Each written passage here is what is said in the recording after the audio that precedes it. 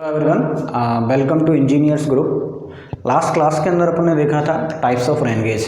अपन ने इंडिया के अंतर्गत अपन दो टाइप के रेन गेज की बात करी थी। अपन ने एक तो किया था रिकॉर्डिंग टाइप और एक अपना था नॉन रिकॉर्डिंग टाइप। तो बेसिकली रिकॉर्डिंग टाइप में अपन ने पढ़े थे तीन टाइप के, tripping bucket, weighing bucket and floating type. वहीं नॉन रिकॉर्डिंग में अपन ने पढ़ा था साइमंस। तो देखो बेसिकली अब ये जो रेन गेज तो है, रेन गेज का काम क्या होता है? मेज़र करना। रेन गेज का काम क्या होता है? बेसिकली मेज़र करना रेनफॉल को। ठीक है, तो अब इनको कितनी दूरी के ऊपर लगाना चाहिए या फिर कितना इसका नेटवर्क होना चाहिए, उसके बारे में अपन बात कर लेते हैं। ठीक है, तो रेन गेज नेटवर्क का मतलब क्या होगा? कितनी कितनी पर्टिकुलर डिस्टेंस के बाद में अपन को ये रेन गेजेस को लगाया जाता है। ठीक है, इसके बारे में अपन बात कर रहे हैं।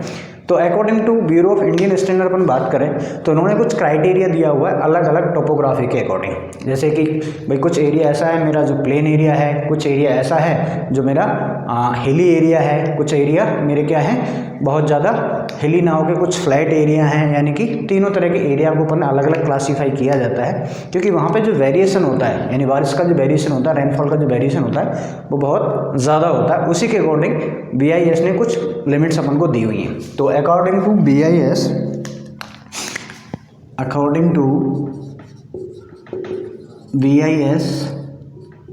BIS का मतलब क्या है? Bureau of Indian standard. According to BIS, rain gauge number eight should B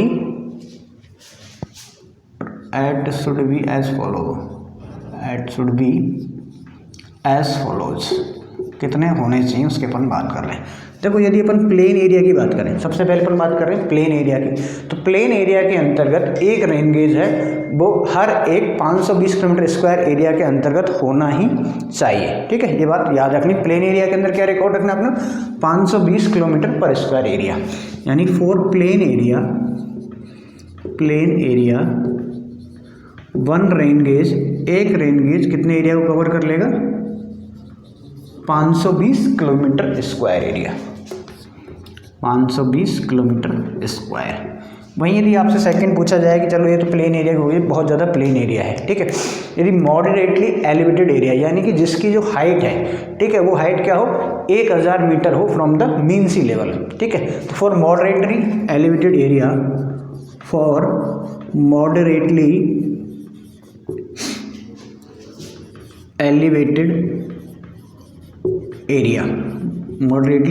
area, इसको क्या कहेंगे?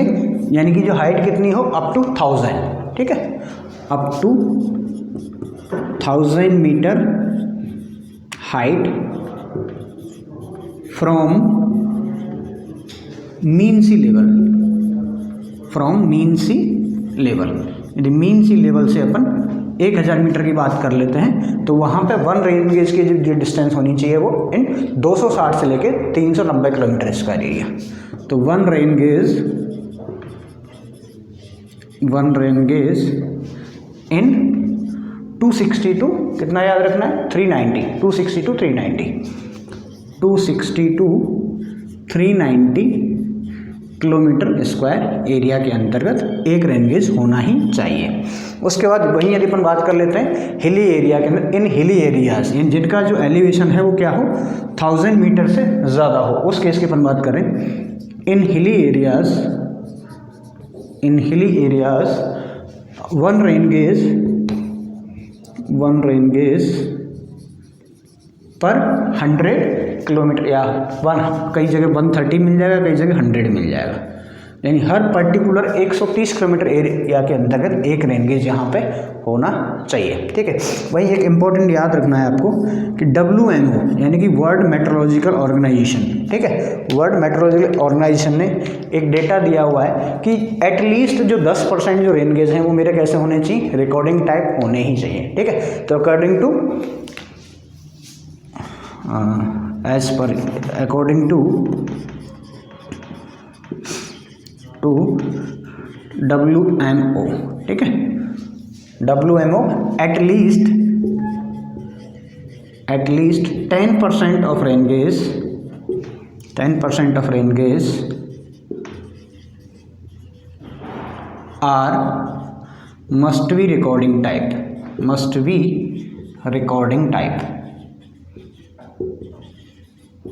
यदि किसी भी डाटा पर्टिकुलर एरिया का अपन को लेना है परफेक्टली, तो उसके लिए WMO ने एक क्लॉज दिया हुआ है कि हर पर्टिकुलर जितने भी रेन गेज हैं, मान लिया कि 10 हैं, 20 हैं, 50 हैं, तो उसमें से एटलीस्ट 10% जो रेन गेज हैं वो मेरे कैसे होने चाहिए भाई, रिकॉर्डिंग टाइप होने ही चाहिए। ठीक है, तो ये तो होगी अपनी यहाँ की कहानी।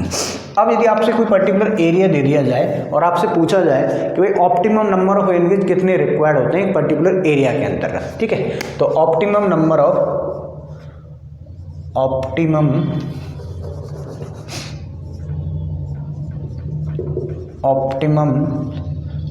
ऑफ रेन गेजेस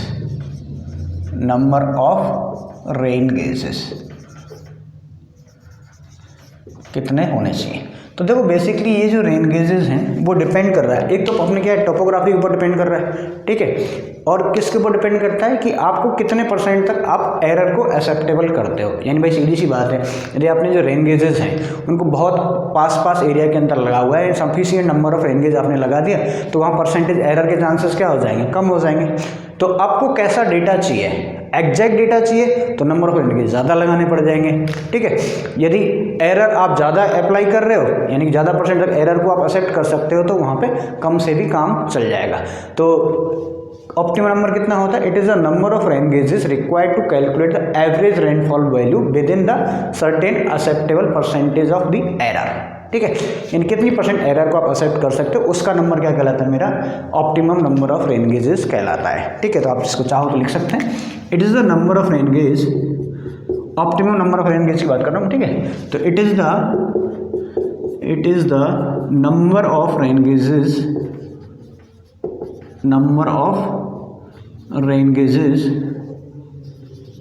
यानी कितने नंबर ऑफ रेन गेजेस आपको रिक्वायर्ड है, ठीक है, required to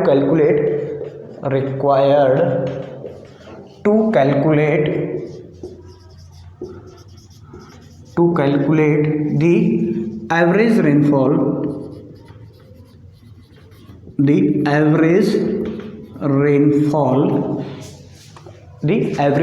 value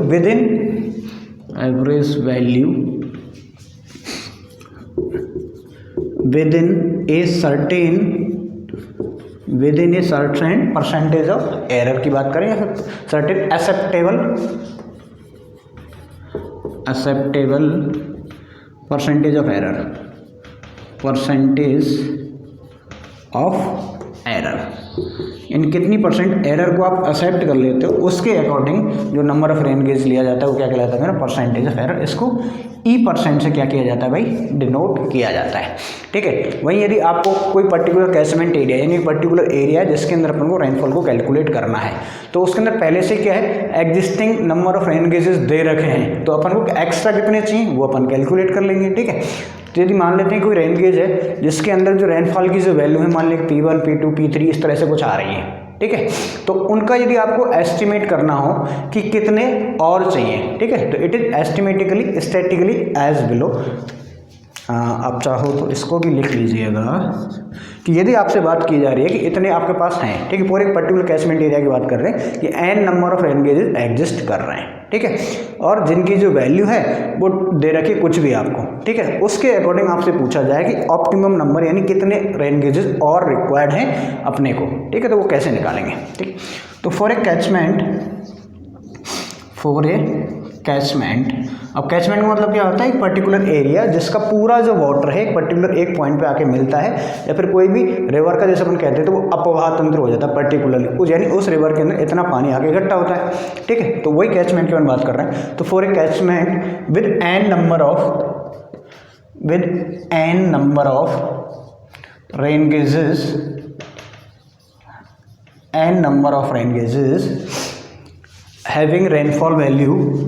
having rainfall values is P1, P2, P3 ... Pn, यानी n नंबर थे तो हर एक रेन गेज के अंदर कुछ ना कुछ क्या रहेगा, एक रेनफॉल रहेगा, ठीक है। अब आपसे पूछा जाए कि कितने ऑप्टिमम नंबर में चाहिए तो वो कैसे निकालेंगे, इट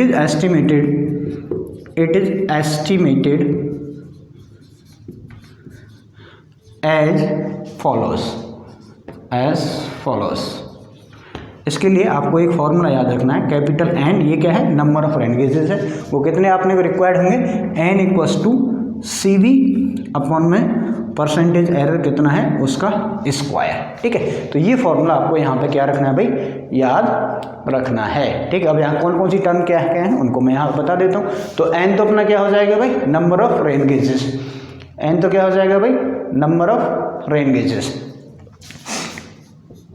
एन तो क्या हो गया, number of rain gauges, rain gauges required, कितने रेन गेज रिक्वायर्ड होने चाहिए। ठीक है, सी वी मेरा क्या हो जाता है, सी वी इज द परसेंटेज या फिर कॉफिशिएंट ऑफ वेरिएंस। ठीक है, कॉफिशिएंट सी वी, ये जो है ये क्या हो गया, coefficient of variance, coefficient of variance. ये क्लियर है ना, नीचे आ तो रहा है ना वीडियो के अंतर्गत। ठीक है, कोफिशिएंट ऑफ वेरिएंस। और ई तो अपना पता ही क्या है, ई क्या है भाई अपना, परसेंटेज एक्सेप्टेबल एरर, ई क्या है भाई, परसेंटेज एक्सेप्टेबल एरर। ठीक है, अब मैं उधर रब कर देता हूँ थोड़ा सा। ठीक है, तो अब अपन सी वी कैसे निकालेंगे, इन कॉफिशिएंट ऑफ वेरिएंस कैसे कैलकुलेट करते हैं इसकी बात करते हैं। जैसे अपन को पता ही है कि डेटा अपने पास कुछ अवेलेबल है, क्या है भाई, सी वी कैसे निकालना है, इसके लिए अपन को पहले क्या निकालना पड़ेगा, स्टैंडर्ड डेविएशन। ठीक है, ये तो क्या है मेरा कोफिशिएंट ऑफ वेरिएंस। ठीक है, तो सबसे पहले अपन निकालेंगे क्या, स्टैंडर्ड डेविएशन। तो स्टैंडर्ड डेविएशन मान लिया कि सिग्मा n माइनस 1 है, वो मेरा क्या होगा, standard deviation. This is the standard deviation, standard deviation.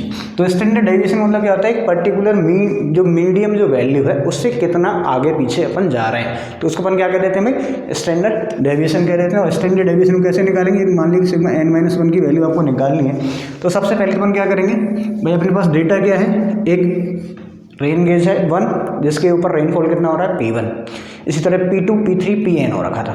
इन सब का अपन क्या निकालेंगे, एक मीन निकालेंगे। क्या निकालेंगे, मीन, यानी कि जैसे मान लीजिए 10, 20, 30, 40, 50 सबका डेटा था, तो सबका अपन ने मीन निकाल लिया। और मीन से अब पर्टिकुलर का कितना डिफरेंस है, यानी मान लिया कि P1 एक डेटा था, उसमें से मैंने क्या कर दिया, P मीन को माइनस कर दिया और इसका कर दिया स्क्वायर, प्लस इसी तरह से P2 सेकेंड डेटा था, उसमें से क्या कर दिया, PM स्क्वायर। ठीक है, इस तरह से मैं क्या करूँगा, सारे डेटा को लिख लूँगा। यहाँ कैलकुलेट करना पड़ेगा अपन को, लास्ट में क्या जाएगा, Pn माइनस के Pm का square divide by n minus के 1। This is the formula of standard deviation. कोई भी आपको टेबुलेट फॉर्म में डेटा दे रखा है तो उसके अकॉर्डिंग आप इसको निकाल सकते हो। और P मीन कैसे निकालते हैं भाई, Pm क्या है भाई, मीन वैल्यू ऑफ प्रेसिपिटेशन। ठीक है, तो mean precipitation, mean precipitation of rainfall. ठीक है, mean of existing rain gauges, existing rain gauges, यानी कि जो भी डेटा है वो तो एग्जिस्टिंग रेन गेजेस के अकॉर्डिंग तो आपको मिला हुआ है। ठीक है, तो अब यहाँ से अपन क्या निकाल लेंगे, पी मीन। तो पी मीन क्या होगा, P1 plus P2 plus P3 plus dot dot dot dot plus Pn over, ये कितने पे है, ये n डेटा है तो यहाँ से n आ जाएगा। क्लियर है, तो अब हैंस, अब यदि आपको पूछे कि एडिशनल कितने रेन वो चाहिए रेन गेजेस, तो वही तो अपना फॉर्मूला निकाल रहे हैं अपन। तो additional rain gauges required, additional rain gauge, additional rain gauge required, additional rain gauge required, वो क्या हो जाएगा मेरा भाई, कितने चाहिए, ऑप्टिमम चाहिए n, कैपिटल N अपने को ऑप्टिमम चाहिए, और है अपने पास कितने, स्मॉल n। भाई स्मॉल n है, उन्हीं का तो डेटा अपने लिया हुआ है, तो यहाँ से अपन क्या निकालेंगे, additional rain gauge required n minus के n। ठीक है, तो ये चीज़ आपको क्लियर आ गई भाई। सबसे पहले तो रेन गेज कितना कितना होता है वो अपन ने पढ़ लिया, उसके बाद में अपन को number of optimum number of rain gauge निकालने, तो उसके लिए सिंपल सा फॉर्मूला है n equals to CV upon E का स्क्वायर। ठीक है, तो CV तो क्या हो गया, कोफिशिएंट ऑफ वेरिएंस, और E क्या हो गया, परसेंटेज एक्सेप्टेबल एरर। ठीक है, कई बार तो ये क्वेश्चन दे देता है, कई बार नहीं देता है, तो अपन इसको निकालना पड़ेगा। ठीक है, CV मेरा क्या है, कोफिशिएंट ऑफ वेरिएंस है। ठीक है, यहाँ तक से अपन समझ में आ जाएगा। उसके बाद ऑप्टिमम नंबर आपके पास आ गए, कोई इतने होने चाहिए थे, अपने पास हैं कितने, वो स्मॉल एन है, तो एक्स्ट्रा कितने चाहिए, एन माइनस के एन। इस तरह से आप क्या निकाल सकते हो, नंबर ऑफ रेन गेजेस निकाल सकते हो जो कि अपने पास एक्स्ट्रा है। ठीक है, अभी अपन एक क्वेश्चन के माध्यम से इसको पूरा समझ लेते हैं। क्वेश्चन एक में क्वेश्चन यहाँ पे डिस्कस कर लेता हूँ जिसके अंदर पूरा डेटा आपको दिया रहेगा, उसके अकॉर्डिंग अपन आंसर निकाल लेंगे। ठीक है, तो सबसे पहले क्वेश्चन लिखिएगा, इन ए वाटर शेड, हाँ जी, तो क्वेश्चन क्या है, in a watershed 4 non recording rain gauges has been installed, the annual precipitation of one of the year is given as below, calculate the existing percentage of error in estimating of mean rainfall and also calculate the optimum number of rain gauges required for an error of 10%। इन देखो इस question में 2 question हैं। पहला तो यही है कि आपको एक कोई एरिया दे रखा है, वाटर शेड दे रखा है, फिर कैचमेंट एरिया दे रखा है जिसके अंतर्गत पहले से कितने हैं, 4 non recording type rain gauges लगे हुए हैं। ठीक है, तो आप कैलकुलेट करके बताइए कि कितनी परसेंटेज एग्जिस्टिंग एरर उसके अंतर्गत है। दूसरा क्वेश्चन क्या दे रखा है कि चलो ठीक है, ये भी जब आपको optimum number of rain gauges भी निकालना है, कब, जब परसेंटेज एरर मेरी कितनी हो, 10% हो। इसके लिए 2 डेटा दिया हुआ है, मतलब ये डेटा दिया हुआ है, ये स्टेशन से ABCD यानी कि ये 4 रेन गेजेस हैं जहाँ पे क्या लगे हुए हैं, मेरे स्टेशन है जिनके ऊपर 4 रेन गेज लगे हुए हैं, उनके ऊपर रेनफॉल दिया हुआ है mm के अंदर, 100 mm, 120 mm, 140 mm, 80 mm। तो देखो बेसिकली अपन ने जो रेन गेज का एक फॉर्मूला पढ़ा है वो सिंपल सा एक ही फॉर्मूला पढ़ा है, वो मैं यहाँ पर अपन को पता ही है भाई। एन कितना होता है भाई, n equals to CV upon में E का स्क्वायर, यही फॉर्मूला अपन ने अब तक पढ़ा हुआ है। तो देखो पहले क्वेश्चन के अंदर तो क्या है कि एन की वैल्यू अपन क्या रख देते हैं, 4 रख देते हैं, फिर CV की वैल्यू अपन इस डेटा से कैलकुलेट कर लेंगे, कोएफिशिएंट ऑफ वेरिएंस, और E अपनी की वैल्यू यहाँ से मिल जाएगी। तो पहला पार्ट तो यहीं खत्म हो जाएगा। दूसरे पार्ट के अंदर अपन क्या करेंगे, E की वैल्यू 10 रख देंगे, CV की वैल्यू अपन अभी कैलकुलेट कर ही रहे, तो क्या आ जाएगा, नंबर ऑफ ऑप्टिमम नंबर आ जाएगा। तो एक्स्ट्रा कितने चाहिए वो अपन वहाँ से माइनस कर देंगे। ठीक है, तो सबसे पहले क्वेश्चन को स्टार्ट करते हैं। तो अपन को पहले तो क्या चाहिए, CV। अब देखो CV क्या होता है, व्हाट इज CV, तो CV is coefficient of variance. तो कोफिशिएंट ऑफ वेरिएंस कैसे निकलेगा, standard deviation minus P mean into 100। तो ये तो किसका हो गया, फॉर्मूला CV का हो गया। तो CV के लिए सबसे पहले अपन को क्या चाहिए, PM यानी P मीन, तो मीन कितना हो जाएगा, चारों को जोड़ दो और औसत एवरेज ही तो है इसका, 100 plus 120 plus 140 plus 80 divide by 4। ठीक है, तो यहाँ से P मीन कितना आ गया भाई, कितना आ जाएगा, कैलकुलेट करो, 100 प्लस 120 प्लस 140 प्लस 180, तो ये तो हो गया 440 अपॉन में 4 यानी कि कितना हो गया, 110। कितना आ गया भाई, 110। क्लियर, यहाँ तक कितना आ गया भाई, 110 mm। क्लियर, ये तो PM आ गया। अब यहाँ से अपन क्या निकाल सकते हैं, स्टैंडर्ड डेविएशन। अब स्टैंडर्ड डेविएशन का फॉर्मूला क्या होता है भाई, ये मैंने अभी बताया है, Pn-1 equals to P1 minus के P मीन का square plus P2 minus P mean का square plus P3 minus PM का square plus P4 minus PM का स्क्वायर अपॉन में n-1 अंडर द रूट।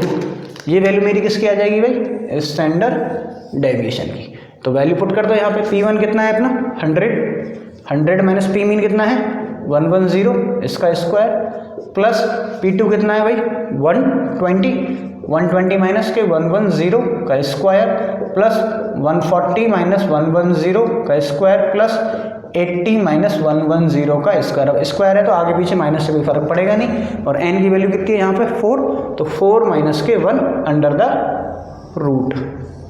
ठीक है, तो इसको आप यहाँ से कैलकुलेट करेंगे, कैलकुलेटर लीजिएगा, फटाक से कैलकुलेट करो और इसका आंसर बताओ मेरे को। ठीक है, तो जब इसको आप कैलकुलेट करोगे तो ये वैल्यू कितनी आ जाएगी 25.82। ये तो मेरी वैल्यू किसको आई है, स्टैंडर्ड डेविएशन की आई। अब यहाँ से मेरे को क्या निकालना है, कोफिशिएंट ऑफ वेरिएंस। तो ये क्या हो जाएगा, फॉर्मूला मैंने लिख ही दिया यहाँ पे, स्टैंडर्ड डेविएशन माइनस के P मीन इंटू 100। क्लियर, तो ये हो गया मेरा 25.82 डिवाइड बाई P मीन कितना था 110 इंटू 100।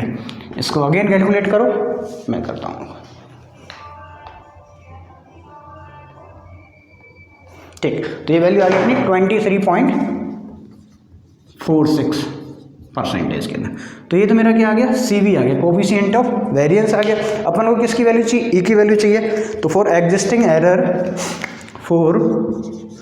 परसेंटेज एग्जिस्टिंग एरर, या फिर for existing percentage of error.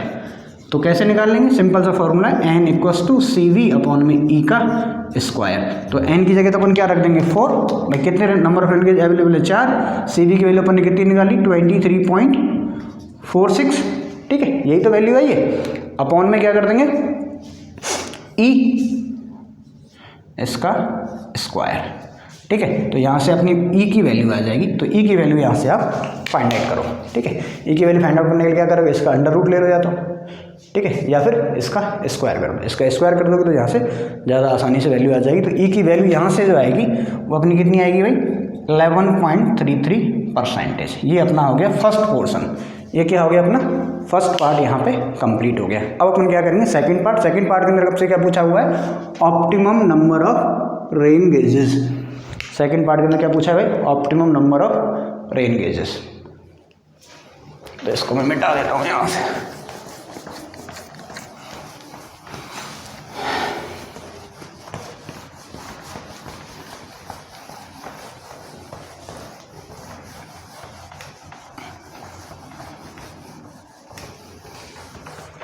क्या निकालना है भाई, number of optimum number of rain gauge, ठीक है, for optimum number of rain gauges, optimum number of rain gauges. तो कितने होने चाहिए भाई, formula simple, n equals to C V upon में ई का स्क्वायर। अब यहाँ पे ई की वैल्यू कितनी दे रखी थी क्वेश्चन के अंदर, अभी भाई देखो ये तो अपने निकाली कि 4 के अकॉर्डिंग कितनी एरर आ रही है, अभी अपने को परसेंटेज एरर दे रखी है उसने 10, यानी ई की वैल्यू कितनी दे रखी 10, तो इसके अकॉर्डिंग आंसर अपन को निकालना है। तो n क्या आ जाएगा, n equals to C V की वैल्यू अपन ने अभी कैलकुलेट करी थी, क्या थी भाई 23.46, तो 23.46 डिवाइड बाई 10 इसका स्क्वायर। तो इसको आप कैलकुलेट करो कितना भाई 23.46 अपॉन में 100, तो कितना आ गया अपना 5.5। अब 5.5 तो रेन गेज होने वाले नहीं है, तो कितने अपन यूज़ करेंगे यहाँ पे 6, तो इसको मैं क्या लिख सकता हूँ भाई 6, तो 6 इज द मेरा आंसर। अब 6 तो क्या है मेरे optimum number of rain gauges आए हैं, तो एडिशनल कितने चाहिए अपन को, additional number of rain gauge required, additional number of rain gauge required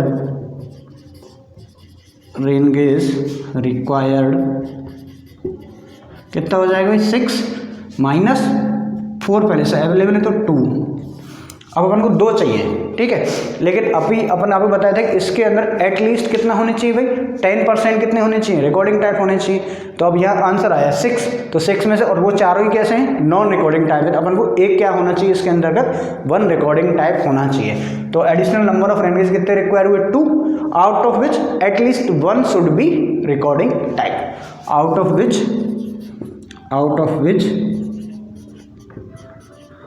1 should be recording type,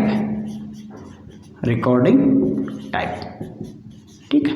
तो ये मेरे हिसाब से तो आसान सा क्वेश्चन है ये, और ये एग्जाम में आने वाला क्वेश्चन है, ठीक है, ये अक्सर एग्जाम के अंतर्गत पूछा जाता है, चाहे आप कई बार एसएससी किसी ने भी मेंस एग्जाम की भी प्रिपरेशन कर रहा है उसके अंदर भी ये क्वेश्चन आया हुआ है इस तरह का। तो आपको number of optimum rain gauges कैसे निकालना है, ठीक है। तो आज की क्लास में सिर्फ इतना ही, आगे की क्लास में पढ़ेंगे अपन next topic. Thank you very much.